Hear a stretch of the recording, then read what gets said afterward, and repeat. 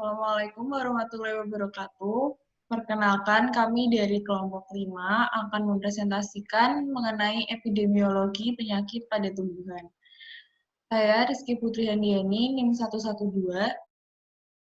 Saya Ananda Fitrianta Susilo, NIM 113.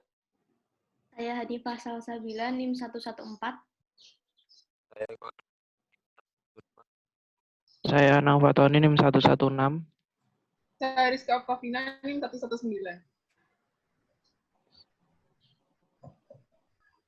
Yang pertama, epidemiologi merupakan ilmu yang mempelajari epidemik dan faktor-faktor yang mempengaruhinya. Epidemik sendiri berarti patogen menyebar dan menyerang banyak individu tanaman dalam cakupan areal yang luas dan waktu yang singkat. Beberapa epidemik dapat memusnahkan spesies suatu tanaman dari suatu benua atau pulau. Menurut cara patogen menimbulkan penyakit, terbagi atas 3. Yang pertama, mengkonsumsi kandungan sel inang secara terus-menerus. Yang kedua, dengan membunuh sel atau merusak aktivitas metabolisme akibat enzim, toksin, atau zat tubuh. Dan yang ketiga, mengganggu transportasi air atau nutrisi. Cara patogen menyerang tumbuhan terbagi menjadi 2. Yang pertama, patogen menggunakan kekuatan mekanik menembus jaringan inang. Ini dilakukan oleh beberapa jamur, nematoda, dan tumbuhan tingkat tinggi. Yang kedua, patogen menggunakan senjata kimia. Patogen menghasilkan enzim, zat pengatur tumbuh, dan toksin yang dapat menghancurkan komponen penyusul sel inang, merombak zat makanan yang terdapat di dalam sel, dan mempengaruhi protoplasma serta sistem yang dijalankan secara langsung. Mengenai perkembangan penyakit. Tahapan-tahapan proses perkembangan penyakit pada tanaman adalah sebagai berikut. Yang pertama ada inokulasi, germinasi, penetrasi, infeksi, kemudian masa inkubasi, invasi, reproduksi, kemudian ada penularan dan penyebaran patogen.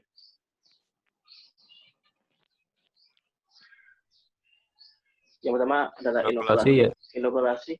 Inokulasi yaitu adanya kontak antara patogen dengan tanaman. Nah, kemudian jenis inokulum dibagi menjadi 2, yaitu inokulum primer yang menyebabkan infeksi primer, yang kedua inokulum sekunder yang menyebabkan infeksi sekunder. Sumber inokulum terbagi sebagai berikut: tanaman 1 tahun, bisa diantaranya gulma atau tanaman alternatif, jamur, bakteri, tumbuhan tingkat tinggi, parasit pada pertumbuhan tanaman, virus, mikroplasma, bakteri dalam jaringan tanaman. Pendekatannya airborne atau udara, soilborne melalui tanah, dan terbawa oleh serangga.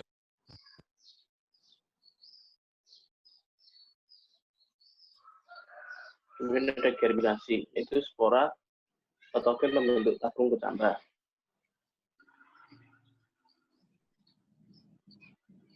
Selanjutnya penetrasi, yaitu masuknya patogen ke dalam sel tanaman antara lain melalui stomata. Yang pertama, setelah penetrasi, jamur akan menghasilkan spora dan kemudian spora berkecambah lalu terbagi menjadi 3, yaitu tabung kecambah, zoospora, basidiospora. Ketiganya kemudian berkembang menjadi suppressive soil serta menginfeksi inang. Lalu suppressive soil tersebut akan hancur dan menjadi obesitas. Selanjutnya virus, mikroplasma, dan bakteri berperan sebagai vektor yang kemudian menginfeksi inang.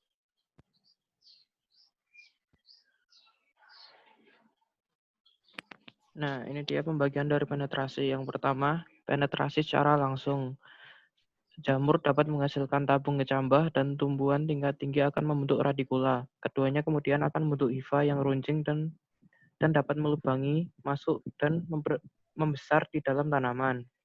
Yang kedua, melalui luka. Virus MLO, BLO dibantu oleh vektor penyakit atau penular dan pembawa penyakit tanaman, kemudian dibawa masuk melalui luka pada tanaman. Bakteri dan jamur masuk melalui luka dan berkecambah lalu mengalami reproduksi dan menghasilkan haustorium, sekresi enzim atau toksin di sekitar sel. Yang ketiga, melalui lubang alami, stomata, hidatoda, lentisel. Bakteri akan masuk melalui lapisan air di atas stomata, kemudian berenang menuju substomata, kemudian bereproduksi di dalamnya. Jamur menginfeksi melalui stomata dengan cara menghasilkan tabung kecambah di dalam stomata, kemudian dari tabung kecambah tersebut akan memanjang dan membentuk hifa-hifa kecil. Kemudian jamur memiliki haustorium. Haustorium berfungsi untuk menyerap nutrisi dari tubuh inang, baru kemudian jamur masuk ke dalam sel.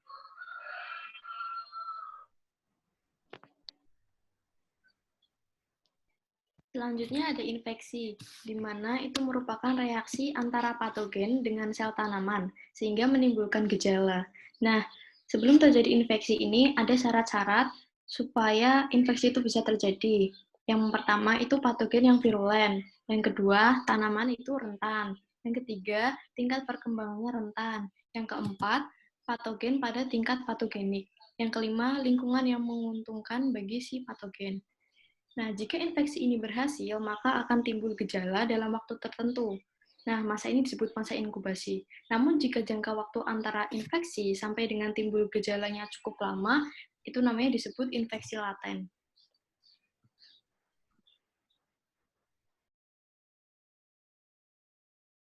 Kemudian ada masa inkubasi. Masa inkubasi yaitu waktu yang dibutuhkan dari tahap 1 sampai 4. Kemudian ada invasi. Invasi yaitu patogen menyebar ke sel yang lainnya dari tanaman inang.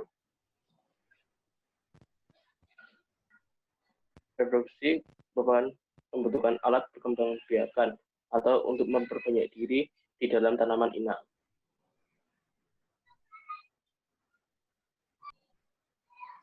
Kemudian ada penularan penyakit pada tanaman.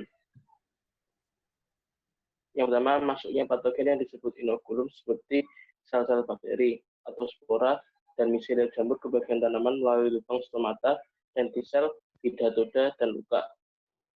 Yang kedua, patogen memperbanyak diri dan berkembang sampai terjadinya aksi dan reaksi antara patogen dan inang. Yang ketiga, terjadilah suatu keadaan yang disebut gejala sebagai tanda adanya kelainan pada tanaman akibat gangguan patogen dan tanaman kemudian dikatakan sakit. Nah, selanjutnya ada penularan patogen dan penyebaran penyakit. Yang pertama dapat melalui bibit. Nah, bibit dapat mengandung patogen dan dapat terbawa ke tempat yang jauh. Yang kedua ada angin. Angin, spora, dan patogen lain penyebab penyakit dari tanaman satu ke tanaman yang lain. Namun pada patogen bakteri penyebab penyakit tanaman agak sukar dibawa oleh air. Nah, yang ketiga ada air. Air yang mengalir dapat menyebarkan tanah yang mengandung patogen jamur, serta percikan air dapat pula menyebarkan spora ke tanaman yang berada di sekitarnya. Yang keempat ada serangga. Serangga dapat juga menjadi pembawa jamur patogen yang menimbulkan penyakit dan dapat pula menjadi vektor penyakit pada tanaman setelah penyakit tersebut masuk dahulu ke dalam tubuh serangga. Yang kelima ada manusia. Nah, manusia dapat patogenik dari satu tanaman ke tanaman lain dengan alat pertanian atau benih tanaman yang terinfeksi. Yang keenam ada bagian tanaman yang sudah terserang penyakit. Nah, bagian tanaman yang terserang penyakit dapat menyebarkan atau menularkan patogen ke tanaman lain yang masih sehat karena tanaman tersebut berdekatan atau bersinggungan.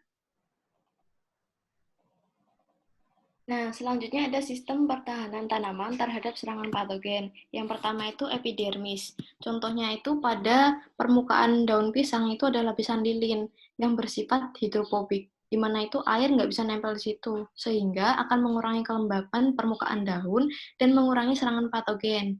Yang kedua, ada bulu-bulu rapat pada permukaan daun.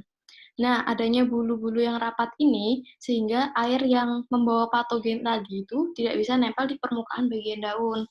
Yang ketiga, ada penebalan dinding epidermis bagian luar, sehingga patogen ini sulit melakukan penetrasi. Yang keempat, ada ukuran lubang stomata.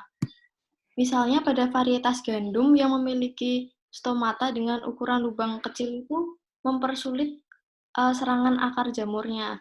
Yang kelima ada ukuran lentisel. Yang keenam ada lapisan gabus pada lentisel.